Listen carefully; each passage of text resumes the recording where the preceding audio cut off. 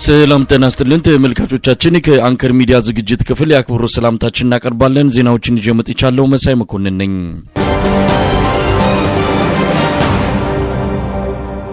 የ2018 ምርጫ ከመካሄዱ በፊት በርካታ የተቃዋሚ ፓርቲ አመራሮች፣ አክቲቪስቶችና የሚዲያ ባለሙያዎች እንደሚታሰሩ ታወቀ። ለአንከር ሚዲያ በደረሰ ጥብቅ መረጃ ከእስሩ በተጨማሪ በተጠና መልኩ የግድያ እርምጃ የሚወሰድባቸው ግለሰቦች ከወዲሁ ስማቸው ተለይቶ መያዙንም ለማወቅ ተችሏል። ለዚህም አብይ አህመድ የሚመራው ከደህንነትና ሌሎች የጸጥታ አመራሮች ጋር ልዩና የተጠና ዘመቻ መጀመሩን ከደህንነት መስሪያ ቤቱ በኩል በተላከልን መረጃ ላይ ተመልክቷል። ከመከላከያ ከፖሊስና ከደህንነት መስሪያ ቤቶች በተጓዳኝ በልዩ ሁኔታ የተቋቋመው ዘመቻ አብይ አህመድ በሰብሳቢነት ጀነራል ሹማ አብደታ፣ ተመስገን ጥሩነህ፣ ሽመልስ አብዲሳና ሲሳይ ቶላ ደግሞ አባል ሆነው ከክልሎች የተወሰኑ ለአብይ አህመድ ታማኝ ናቸው ተብለው የተመረጡ አመራሮች የተካተቱበት ሲሆን በሚስጥር የተዋቀረው ይህ ኮሚቴ ስራውን መጀመሩንም ለማረጋገጥ ተችሏል። አብይ አህመድ የምክክር ኮሚሽኑ እንቅስቃሴና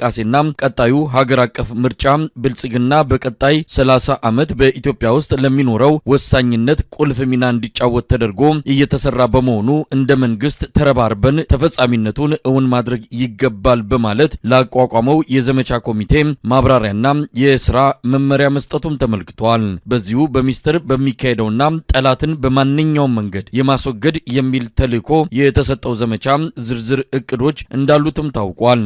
በጫካ የሚንቀሳቀሱ ተዋጊዎችን በተቃውሞ ስም ሀገር ውስጥ ከሚሰሩ ፓርቲዎችና በውጭ ሀገር ከሚገኙ አመራሮች ጋር በማቀናጀት የብልጽግና መንግስትን በህዝባዊ እምቢተኝነትና በትጥቅ ትግል ሊጥሉ እንደሆነ ደርሰንበታል የሚል ማብራሪያ የሰጠው አብይ አህመድ ጨከን ብለን እርምጃ ካልወሰድን እንደ ፓርቲ እንጠፋለን ሲል አስጠንቅቋል።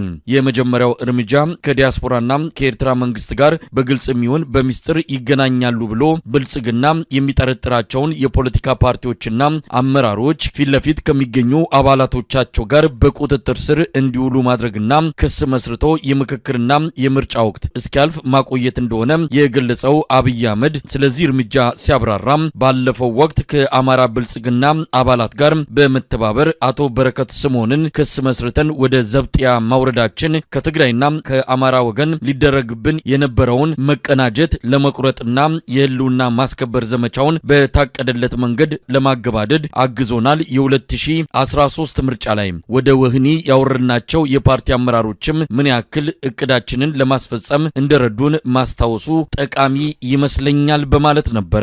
በዚህ መሰረት አሁን ላይ በእስር ላይ የሚገኙ የአማራ ተወላጆችና አቶ ታዬ ደንዳን ጨምሮ ሌሎች የፖለቲካ እስረኞች እስከ መጪው 2018 ምርጫ ድረስ ሊፈቱ እንደማይችሉ ነው የአንከር ሚዲያ ምንጮች የገለጹት።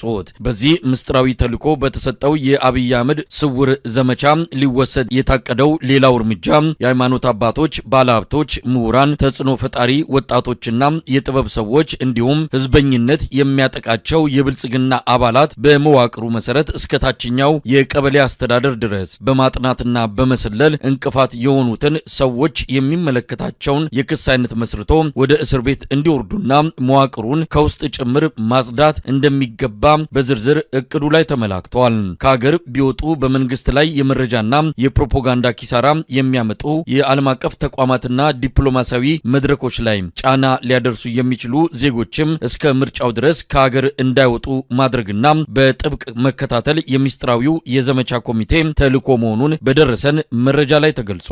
ከወዲሁ ስራውን የጀመረው ሚስጥራዊ ኮሚቴ በዋናነት 5 የተቃዋሚ የፖለቲካ ድርጅቶች ላይ ትኩረት ያደረገ ሲሆን በቅርቡ አብይ በጠራው መድረክ ላይ ያልተገኙና ረግጠው የወጡ የፖለቲካ ፓርቲ አመራሮች ኢላማ ውስጥ ገብተው ክትትል እየተደረገባቸው እንደሆነም ተመልክቷል።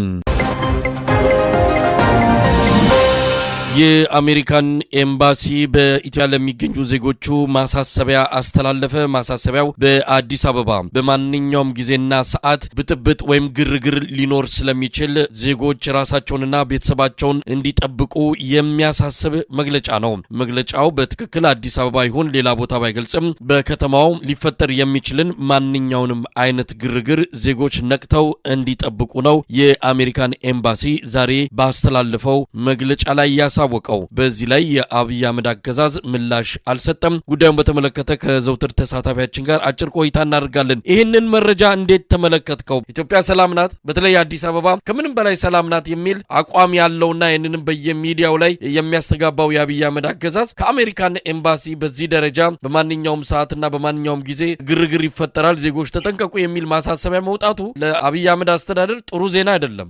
አመሰግናለሁ መሳይ። እንግዲህ አንተ እንዳልከው የአሜሪካ ኤምባሲ በኢትዮጵያ በተለይ በዋና ዋና ከተሞች ሊሆን ይችላል፣ በእነዚህ ከተሞች ላይ ከፍተኛ ችግር ሊፈጠር ስለሚችል ዜጎቹ ህዝብ በተሰበሰበበት አካባቢ፣ የትራፊክ መጨናነቅ ባለባቸው አካባቢዎች ግርግርና ብጥብጥ ሊፈጠር ስለሚችል ዜጎቹ እንቅስቃሴ እንዳያደርጉ የሚል መግለጫ ሰጥቷል። የአሜሪካ ኤምባሲ ከምንም ተነስቶ ያወጣው መግለጫ አይደለም። መረጃዎች ይደርሱታል። የሳተላይት የመረጃ ስርጭታቸው አጠቃላይ በኢትዮጵያ ላይ ያለውን የሰብአዊ መብት ጥሰት፣ የተቃዋሚ መሳሪያ አንግበው እንቅስቃሴ እያደረጉ ያሉ በኦሮሚያ ክልል እየተንቀሳቀሰ ያለው የኦነግ ሰራዊት፣ ሁለተኛ የአማራ ፋኖ በተለያዩ አቅጣጫዎች እያደረገ ያለውን ወታደራዊ እንቅስቃሴ ተከትሎ እየገፋ እየመጣ እንደሆነና በተለያዩ ዋና ዋና ከተሞች ላይ ፍንዳታዎች፣ ከተማ ውጊያዎች ሊፈጠሩ እንደሚችል ያጠናው ጥናት ሊሆን እንደሚችል ነው እኔ አጠቃላይ ከሰጠው መግለጫ ያየሁት። በአጠቃላይ መግለጫው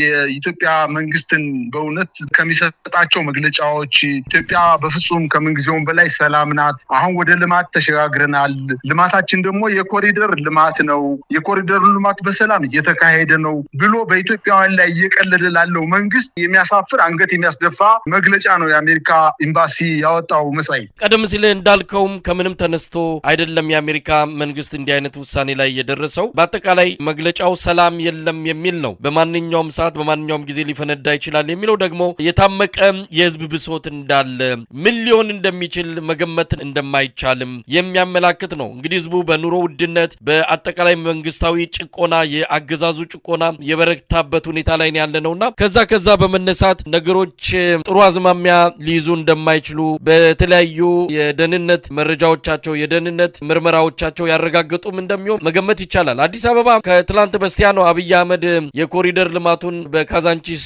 ካስመረቀ በኋላ ኢትዮጵያ ትንሳኤዋን እያየች ነው የሚል ዲስኩር ያሰማው። 2 ቀንም አልሞላው እንዲህ አይነቱ ነገር ተሰማ። ምናልባት የአብይ አህመድ አስተዳደር መልስ ሊሰጥ ይችል ይሆን? እስካሁን ድረስ መግለጫ ከወጣበት ጊዜ ጀምሮ ምንም አይነት መልስ አልሰጠም። ከአሜሪካ መንግስት የተደበቀ ምንም አይነት መረጃ ሊኖር አይችልም። የኢትዮጵያ መንግስት ይህን ችግር ጠንቅቆ ያውቀዋል። ለመሸፈን የአገዛዝ ጊዜውን ለማራዘም ካልሆነ በስተቀር በተለይ መሳይ ፋሲካ ከተከበረ በኋላ በአዲስ አበባ ከወትሮ በጣም በተለየ ሁኔታ የደህንነትና የፖሊስ ኃይሎች በተለይ በዋና ዋና መንገዶች ላይ ህዝብን በደል እየፈጸሙበት ነው የሚገኙት። በቡድን ነው የሚንቀሳቀሱት። የተለየ መሳሪያ ይዘው ነው የሚንቀሳቀሱት። ፓትሮል ይዘው ነው የሚንቀሳቀሱት። ምትረጌሶችን፣ ስናይፐሮችን በፓትሮል ጠምደው ዜጎችን በየቦታው ፍተሻ ያደርጋሉ። በጣም በርካታ ዩኒፎርም የለበሰ ፖሊስ በአዲስ አበባ ተበትኗል። በአዲስ አበባ ፌዴራል ፖሊስ ዛሬ ከፍተኛ መኮንኖች የአዲስ አበባ ከተማ የፌዴራል ፖሊስ እና የአዲስ አበባ ከተማ ፖሊስ በአጠቃላይ ስብሰባ ላይ ነው የዋሉት። ከዛ አካባቢ ሜክሲኮ አካባቢ ግርግር ነበረ።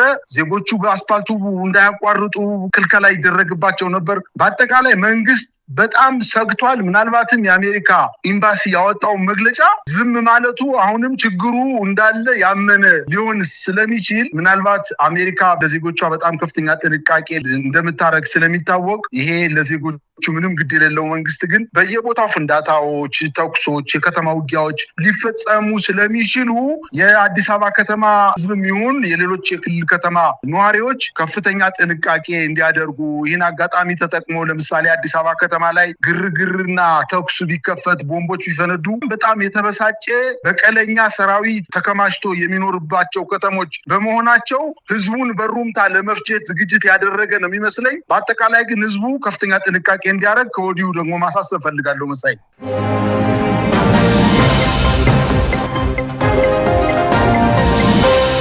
በአማራ ክልል የሚካሄደው የህልውና ተጋድሎ አሁንም እንደቀጠለ ነው። በተለያዩ የአማራ ክልል አካባቢዎች የአማራ ፋኖዎች በየቀጠናው በሚያደርጉት ተጋድሎ ከፍተኛ ወታደራዊ ድሎችን እንዳገኙ ለአንከር ሚዲያ የደረሱ መረጃዎች ያመለክታሉ።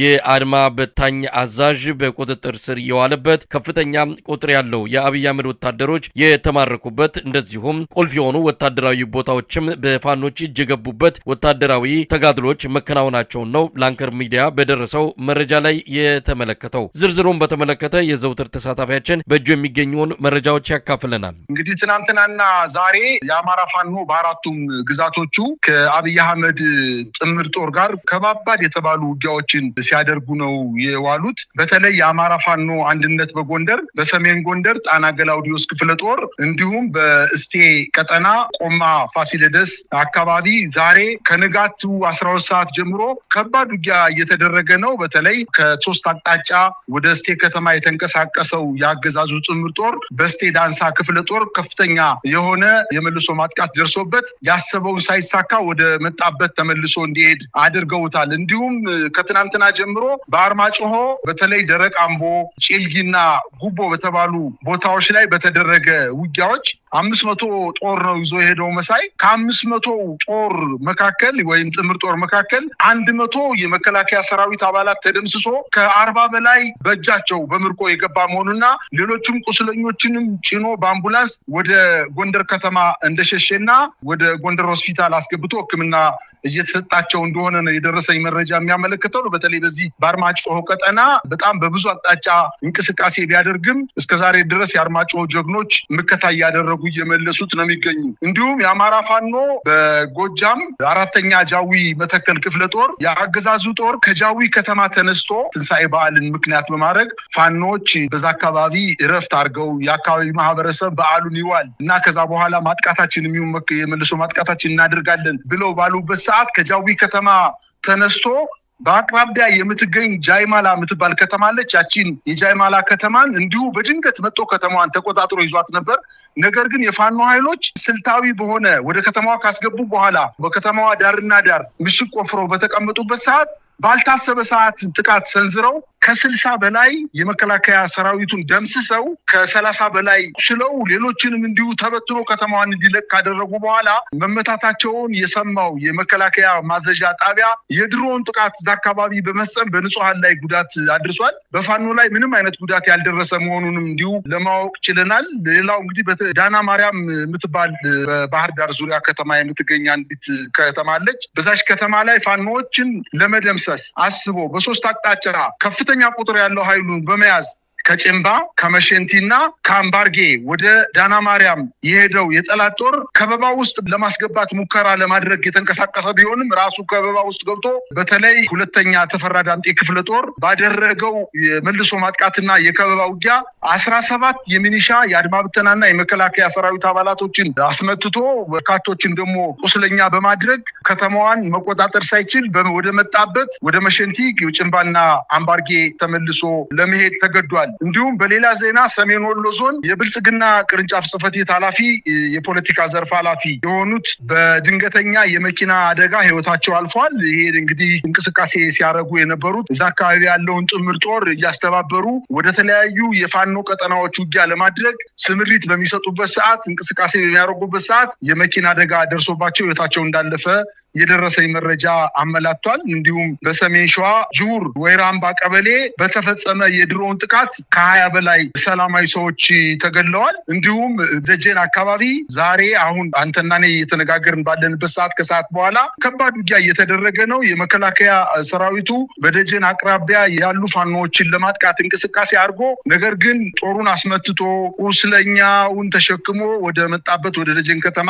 ተመቶ ሊመለስ ችሏል። እንዲሁም በደጀን አቅራቢያ የትመን የምትባል ከተማ አለች። በየትመን ከተማ የቦምብ ጥቃት ተፈጽሞ የመከላከያ ሰራዊቱ በፓትሮል እንቅስቃሴ በሚያደርጉበት ሰዓት የፋኖ ኃይሎች የደፈጣ ጥቃት በመፈጸም ከ6 በላይ የመከላከያና የአድማ ብተና ኃይሎች ሲገደሉ በርካቶቹ ቁስለኛ መሆን ችለዋል።